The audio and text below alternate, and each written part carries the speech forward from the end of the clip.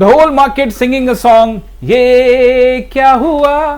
तो गाइज आज बाजार ने सच में आप देखोगे 25,300 के ऊपर में लेके गया, लेकिन सस्टेन नहीं किया। धीरे धीरे धीरे धीरे लोगों को यहां पे ट्रैप किया और उसके बाद मार्केट ने एकदम से डंप किया और सीधे 25,000 के राउंड नंबर के आसपास में आके बंद हुआ है। स्वागत है गाइज एक बार फिर से आप सभी का सिन्हा स्टॉक्स के यूट्यूब चैनल में। और गाइज ये बहुत ही इंफॉर्मेटिव वीडियो होने वाला है, तो पूरा वीडियो देखिएगा क्योंकि बाजार ने जो आज किया उसको समझना बहुत ज्यादा जरूरी है। और कल जो मैंने आपको बताया था कि ओवर ट्रेड नहीं करना है, और आप यकीन मानिए आज का जो मार्केट है, आज के मार्केट में बहुत सारे लोगों ने ओवर ट्रेड किया होगा क्योंकि मार्केट चला ही ऐसे है। ढेर सारे लोग ओवर ट्रेड भी किए होंगे और बहुत सारे लोग यानी कि जो 93% का जो डेटा था ना लॉस वाला, वो पक्का 95, 96, 97% तक पहुंच गया होगा। बहुत कम लोगों ने यहाँ पे प्रॉफिट बनाया होगा। बहरहाल जो लोग ग्रुप में हैं ऑलरेडी, टेलीग्राम ग्रुप में, उन्होंने प्रॉफिट बनाया तो बहुत अच्छी बात है। आप जरूर कमेंट करके बताइएगा गाइज। आज इस वीडियो में आपको पता लगेगा कि जो मार्केट एक्चुअली में जो सेलर्स का पोजीशन है वो कितना स्ट्रांग है और नीचे बायर्स का जो पोजीशन है वो कहां है। तो ये मैं पहले भी बता चुका हूं, बट आज जो हुआ है उसको समझना थोड़ा सा ज्यादा जरूरी है। बैंक निफ्टी को देखोगे, इतना कुछ होने के बावजूद भी आप देखोगे बैंक निफ्टी अभी भी 400 पॉइंट ऊपर, निफ्टी 72 पॉइंट ऊपर और सेंसेक्स यहाँ पे लगभग 150 पॉइंट के आसपास में ऊपर, यानी बाजार ऊपर में ही बंद हुआ है। लेकिन कहानी वो नहीं है, कहानी अखबार में जो छपेगी वो नहीं है। अखबार में तो छप जाएगी कि भैया निफ्टी मजबूत 72 पॉइंट ऊपर, लेकिन असली कहानी आप और मैं जो लोग देख रहे, चार्ट को देखते समझते, उनको पता लग रहा हो कि भाई साहब ये जो हुआ है क्या ये कंटिन्यू सेलिंग हो सकता है या फिर यहां पे सेलर्स अपना पोजीशन एग्जिट करेंगे वगैरह वगैरह। ढेर सारे सवालों के जवाब इस वीडियो में देने की कोशिश करूंगा। और गाइज आप लोगों के लिए टास्क भी है। सबसे पहले तो आप नए हैं, अगर आप इस चैनल पे पहली बार आए हैं तो जल्दी से कर लीजिए सब्सक्राइब और बेल आइकन दबा दीजिएगा।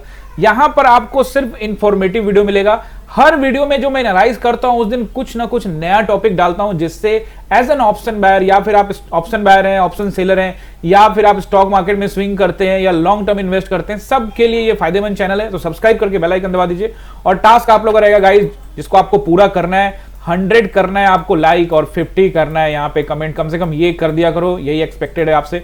अब देखिए हम लोग बैंक निफ्टी को एक बार देख लेते हैं और फिर उसके बाद सेंटीमेंट को समझेंगे। बैंक निफ्टी का सपोर्ट एंड रेजिस्टेंस फटाफट यहाँ पे नोट करिए। देखिए बैंक निफ्टी को देखोगे तो बैंक निफ्टी में कल मैंने जो आपको कहा था कि मुझे 56,700 तक का लेवल जो है ना वो ठीक लग रहा है, उसके ऊपर मुझे बाजार सही नहीं लग रहा है। 56,700 है ना, लेकिन आप देखोगे बाजार थोड़ा सा खींच के ले गया 56,800 तक। ठीक है, चलिए कोई दिक्कत नहीं है। 780 तक का रेंज में देता ही हूं, ये वहां तक बाजार जा सकता है, बट आज गया 800 के ऊपर भी, लेकिन वहां सस्टेन नहीं किया और वहां से बिकवाली। आपने देखा होगा बैंक में यहां से भी लगातार बिकवाली हुई थी और इसीलिए मुझे ऐसा लग रहा था कि बैंक में बिकवाली हो सकती है, तो बैंकों में बिकवाली हुई। और साथ में आज मैं जो आपको समझाने वाला हूं, जिसमें 3 मेजर कंपोनेंट समझाऊंगा, जिसमें एचडीएफसी, आईसीआईसी और रिलायंस में सुबह सुबह क्या हुआ, फिर उनके चार्ट्स में क्या हुआ, ये सब आपको समझ में आएगा। तो फिर आपको पता लगेगा कि बाजार में एक्चुअली में हुआ क्या है। तो बैंकों में बिकवाली हुई और उसके बाद धीरे धीरे धीरे देखोगे बिकवाली होने के बावजूद भी एचडीएफसी 12 रुपए ऊपर, आईसीआईसी 4 रुपए ऊपर, कोटक 39 रुपए ऊपर, एक्सिस बैंक 7 रुपए ऊपर, एसबीआई 5 रुपए ऊपर। तो ये जो बिकवाली हुई है, लग तो रही है ऊपर से गिरने को बिकवाली, लेकिन ओवरऑल देखोगे तो लगेगा कि खरीदारी हुई, क्योंकि बाजार को बहुत ज्यादा ऊपर लेके चले गए थे। मतलब एक न्यूज, मैंने कहा ना बाजार में न्यूज बेस्ड पे चलता है और लोगों को फंसा लेता है। अब न्यूज बेस पे चलेगा भैया कि सीज फायर हो गया। इससे पहले भी ट्रंप साहब ने भाषण दिया था कि इंडिया पाकिस्तान का सीज फायर हो गया और अगले दिन मार्केट एकदम से ये कैंडल बना था। ठीक है ना, उसके बाद फिर ये आज देखा आपने एकदम से करना, लेकिन आज सेलिंग हुई है। कहानी बहुत कुछ बनेगी। फिलहाल आप लोग बैंक निफ्टी में कल के लिए सपोर्ट एंड रेसिस्टेंस, और चूंकि एक्सपायरी भी अब नजदीक आ चुका है, मंथली एक्सपायरी होने वाला है, तो बहुत इंपॉर्टेंट रेंज रहेंगे। मुझे लगता है कि पहला नंबर जो दिख रहा है वो रहेगा 56,527 का एरिया, एंड फिर 56,727 का एरिया। इसको 780 तक रख सकते हैं। और चूंकि आज का जो हाई है वो भी रेसिस्टेंस आप नोट कर लीजिए इसको, यानी कि आज का जो हाई है 850 के आसपास के लिए वो भी रहेगा। तो 3-4 रेसिस्टेंस हो गए। और पहला सपोर्ट जो मुझे यहाँ पे दिख रहा है वो रहेगा 56,000 का। याद रखिएगा बड़े गैप डाउन और बड़े गैप अप में ये सारे काम नहीं करेंगे, फिर उसके हिसाब से देखना पड़ेगा। तो वो रहेगा 56,300 के आसपास के एरिया, जो मुझे पहला सपोर्ट नजर आ रहा है यहाँ पे। आज का लो भी देखेंगे तो 56,276 यानी कि 300 के आसपास के एरिया, 20 पॉइंट 30 पॉइंट ऊपर नीचे रख सकते हैं। और फिर 56,000 का 300 का एरिया ब्रेक होता है तो फिर 56,000 का राउंड नंबर आपको बाजार आता हुआ दिखा सकता है। याद रखिएगा 56,000 के राउंड नंबर के अगर नीचे गया तो फिर हम लोग देख सकते हैं वो रहेगा 55,700 तक का एरिया। ठीक है ना, 55,700। अब इसके नीचे बहुत तेज सेलिंग होगी तभी जाएगा, तो यहां तक का एरिया मेरे ख्याल से ठीक है। लेकिन अगर सेलिंग होती है तो आप नंबर नोट करके रख सकते हैं, जो कि है 55,000 300 तक का एरिया। तो फिलहाल अभी मार्केट उसके लिए तो रेडी नहीं होगा कि 1000 पॉइंट गिर जाए, लेकिन अगर गिरता है तो आप यहां तक का नंबर नोट करिएगा। फिलहाल मार्केट लग रहा है कि 55,700, अगर नीचे गिरता है तो 55,700 से नीचे नहीं जाना चाहिए। अगर पैनिक कैंडल आना है तो फिर वो बड़ा कैंडल आ सकता है, वो हम लोग कल देखेंगे और टेलीग्राम में मैं आपको अपडेट कर दूंगा। ओके गाइस, तो ये सपोर्ट एंड रेसिस्टेंस हो गया। अब यहां पे हम लोग निफ्टी का सपोर्ट एंड रेसिस्टेंस देखें उससे पहले थोड़ा सा जो मैंने आपको बताया कि सेंटीमेंट, और वो कैसे पता लगेगा 5 मिनट के टाइम फ्रेम में आज जो देखने को मिला। देखो हर कोई अपने अपने नजरिए से देखता है, हो सकता है कि आप चार्ट को किसी और नजर से देख रहे हो और मैं चार्ट को किसी और नजर से देख रहा हूं। हर किसी का नजरिया अपना अपना हो सकता है, अलग अलग हो सकता है। तो मैं क्या देख रहा हूं, पहले तो मैं आपको समझाने की जो कोशिश कर रहा हूं वो देखिए। सबसे पहले तो मार्केट गैप अप हुआ, खुलते के साथ जो है ना मार्केट यहां से रिजेक्शन लिया। तो मैं सेकंड कैंडल पे तो गया नहीं, थर्ड कैंडल पे गया नहीं, मैं कौन सा कैंडल पे गया आप शायद गेस कर पाओगे। देखो मैं गया ये वाले जो ग्रीन कैंडल जब बना ना तो इसी कैंडल पे चला गया, वो भी रिस्क के साथ में। और ये जो ट्रेड मैंने दिया है वो आप जाके चेक कर सकते हो। एक यहाँ पे गया मैं और एक ट्रेड मैंने यहाँ पे दिया और जल्दी पैसा बुक करने के लिए बोला था। अच्छा पैसा दिया आज मार्केट ने। और एक ट्रेड हमने मुझे लगता है कि एक ट्रेड यहाँ किया हमने, बस एक ही ट्रेड किया, एक यहाँ और ये गिरा एक, और फिर जब उठा दो ट्रेड यहीं पे हुए, एक इसमें बुक किया और एक दूसरा बुक किया। और उसके बाद तीसरा ट्रेड जो किया वो किया हमने यहाँ पे, यानी कि जब ये मार्केट यहाँ से ये जो एरिया दिख रहा है यहाँ से गिरा तो ये तेज कैंडल में बुक किया। तो 3 ट्रेड और एक पर्सनल ट्रेड भी मैंने यहाँ पे कर लिए लगभग इस एरिया में, तो यहाँ पे अच्छा पैसा बन गया। बट ओवरऑल देखो आज का दिन बहुत अच्छा था। सारे के सारे ट्रेड जो है ना, ओवर ट्रेड की मैं बात कर रहा हूँ बट प्रॉफिट में कटे ट्रेड। ओवरऑल ट्रेड मैंने भी थोड़ा सा ज्यादा कर लिए, मतलब मैं आम दौर में 2 ट्रेड करता हूं बट आज मुझे लगता है कि 4 ट्रेड हो गए, बट प्रॉफिट में ही कटे हैं और प्रॉफिट में ही बंद हुआ है। बट एक्चुअली दिन ही ऐसा था कि ओवर ट्रेड, और कल भी मैं यही आपको बता के गया था कि don't over trade and build your strong psychology. But ठीक है ना, तो अब ओवर ट्रेड को मैं एग्जांपल के साथ आपको बता रहा हूं कि मैं ओवर ट्रेड जो मैंने किया ओवर ट्रेड नहीं है। कैसे नहीं है मैं आपको बताता हूं। जब मैंने पहली दफा ट्रेड लेता हूं ना तो फिर मेरा एग्जांपल के तौर पे कि आपको बता देता हूं कि जैसे मैं 20 लॉट के साथ ट्रेड किया ना तो मुझे प्रॉफिट हो गया तो मैं अगला ट्रेड 10 लॉट से करूंगा, फिर अगर प्रॉफिट हो गया तो मैं उसको 10 से 5 कर दूंगा। तो मैं फिर ऐसे ट्रेड करता हूं कि अगर मेरे से गलती हो जाए, क्योंकि मैं भी इंसान हूं, गलती हो जाए तो फिर मेरा नुकसान उतना ना हो। बात समझ रहे हो ना। तो इसको ओवर ट्रेड तो नहीं कह सकते, बट चूंकि आज 4 ट्रेड तो कर लिए हैं तो ठीक है ओवर ट्रेड की श्रेणी में, बट प्रॉफिट में कटा है तो वो है ना 100 माफ वाली बात हो जाती है। बट यहाँ पे ज्यादातर लोग ट्रेड में फंसे होंगे गाइस, बहुत सारा ओवर ट्रेड किया होगा, वो आप कमेंट करके ही बता सकते हो। अब सच लिखना है कि झूठ लिखना है वो आपको देखना है, बट यहाँ पे ओवर ट्रेड तो लोगों ने किया ही होगा। अब देखो यहाँ पे जो मैं समझाना चाह रहा हूँ, ये जो चार्ट है वो निफ्टी का चार्ट है।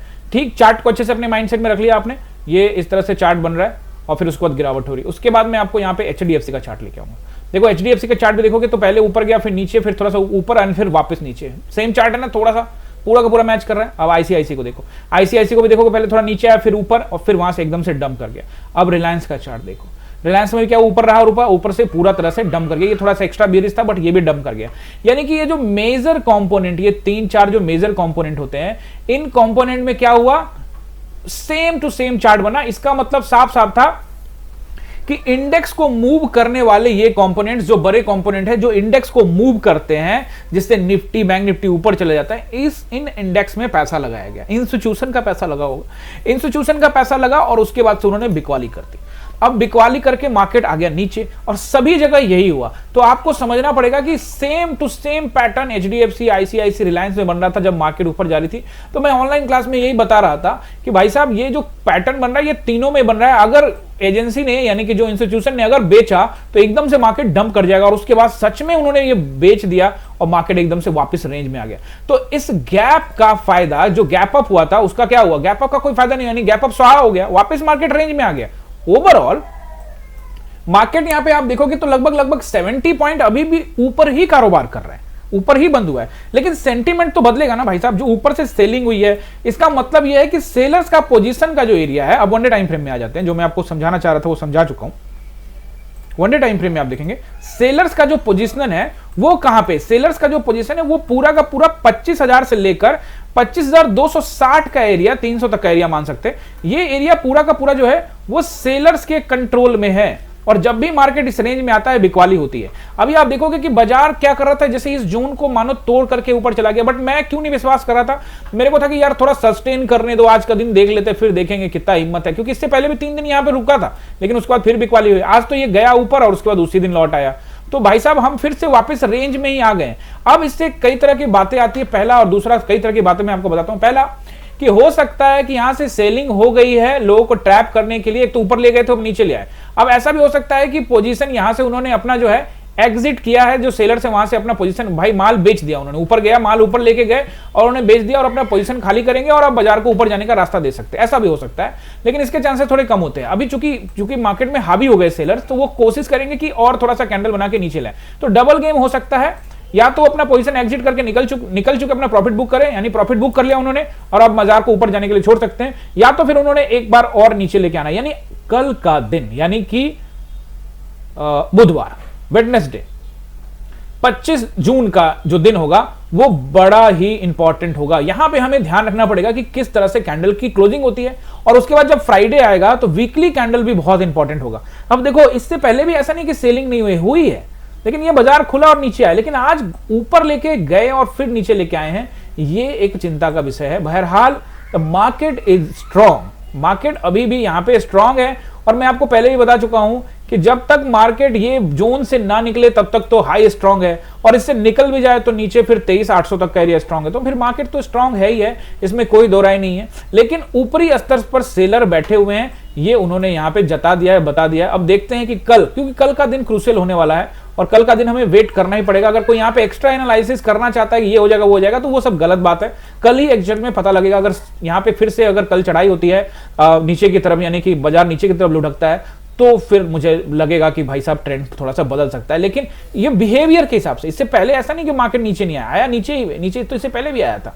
तो यहाँ दो गेम है, या तो पोजीशन एग्जिट कर चुके हैं और बायर्स के लिए रास्ता साफ करने वाले हैं, या फिर सेलर्स वापस से फिर से पोजीशन बनाने की कोशिश करेंगे। यानी घूम फिर के हम कंसोलिडेशन फेज में फिर से वापस जोन में आ चुके हैं। अब देखते हैं कि कल क्या होगा। अब चलते चलते नोट करिए सपोर्ट एंड रेसिस्टेंस, यानी कि कल के इंपॉर्टेंट लेवल्स, और एक्सपायरी भी नजदीक आने वाला है क्योंकि मंथली एक्सपायरी होने वाला है। देखिए 25,044 पे कामकाज कर रहे हैं। अगर हम फ्लैट ओपन होते हैं तो हमारा जो पहला रेसिस्टेंस होगा वो रहेगा 25,127 का एरिया। अगर मैं इंट्राडे में बताऊं तो मैं आपको लाइंस वगैरह सारा डाल दूंगा, टेलीग्राम के ज्वाइन कर लीजिएगा। 25,127 का एरिया, और अगर इसके ऊपर निकलता है तो 160 का एरिया। मुझे लगता है कि अब ये इंपॉर्टेंट हो जाएगा। और जैसा कि मैंने कहा कि अगर बाजार के लिए रास्ता साफ करने के लिए पोजीशन बुक कर लिया और फिर अब रास्ता साफ करेंगे ऊपर के लिए, तो फिर आप 260 यानी कि 216, 25,260 and the next one is, इसके एज की संभावना थोड़ी कम होगी, लेकिन 360 तक का नोट कर लीजिए। कल भी मैंने आपको ये बोला था कि 260 ठीक है, 360 को भी आप नोट करके रख लीजिए, जिसकी संभावना कम है। बट बाजार गया था 300 के ऊपर, बट हुआ क्या वो आप देख ही रहे हो।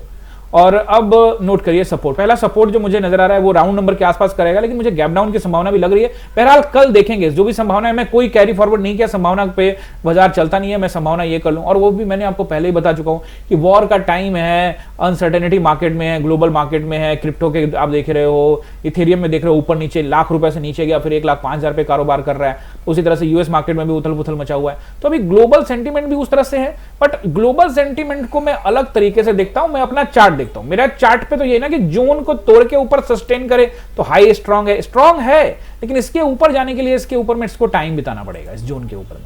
अब ये रहा आपका 25,000 के आसपास का एक राउंड नंबर रहेगा, जो कि मुझे लगता है कि एक अच्छा सपोर्ट होना चाहिए। लेकिन क्रूशियल सपोर्ट जो बाजार तैयार करके गया है आज, वो है 24,960 का एरिया। और अगर ये ब्रेक करता है तो 24,860 तक की टेस्टिंग मार्केट कर सकता है। उसके नीचे के लिए बाजार 800 से नीचे के लिए तैयारी नहीं करना चाहिए, लेकिन अगर बाजार कर रहा है तो फिर हम 760 भी देख सकते हैं। And I will update you on Telegram, पूरी तरह से वहां पे आपको समझाऊंगा कि बाजार किस तरह से चल रहा है। देखो पहले भी मैंने आज कहा था कि उछाल पर बेच सकते हैं, लेकिन जब मार्केट में 5 मिनट के टाइम फ्रेम में देखोगे, पहले उछाल आया और उछाल आने के बाद उछाल लगातार आता ही चला गया। तो अब इसका मतलब ये नहीं, जब कई बार आपको समझना पड़ेगा, जैसे मैंने कहा कि उछाल पे बेचो, ठीक है ना। तो आप देखो उछाल पे बेचो तो आप मार्केट नीचे आया, यहां तो हमने ट्रेड बना लिया, अब उछाल ही आया, फिर यहां पे थोड़ा सा बेचा तो यार थोड़ा पैसा मिला, ठीक है ना, सेकंड ट्रेड में हमको पैसा मिला, और उसके बाद फिर से उछाल। तो अब यहाँ पे दूसरी बार, एक तो भाई पहला बात की भाई ओवर ट्रेड नहीं करने का, जब पैसा बन गया तो छोड़ो ना यार, काहे को बार बार उछाल पे बाइंग करना नहीं करना। वो तो मैं वहां लिख रहा हूं, इसका मतलब आपका ट्रेड हो चुका है पर्सनली, तो आप निकल जाओ वहां से, आपका हो गया।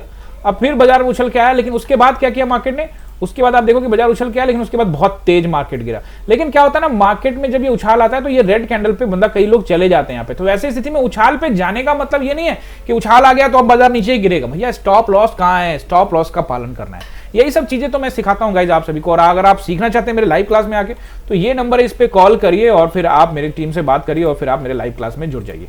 ओके गाइज, तो मैंने आपको यहाँ पे सपोर्ट एंड रेसिस्टेंस सब कुछ बता दिया, बाजार किस तरह से रिएक्ट कर सकता है ये भी बता दिया। कल का दिन बहुत अहम होने वाला हो। आई होप कि आपने एंजॉय किया होगा, और कमेंट जरूर करके जाइएगा। मिलते हैं किसी और वीडियो में। बहुत बहुत धन्यवाद।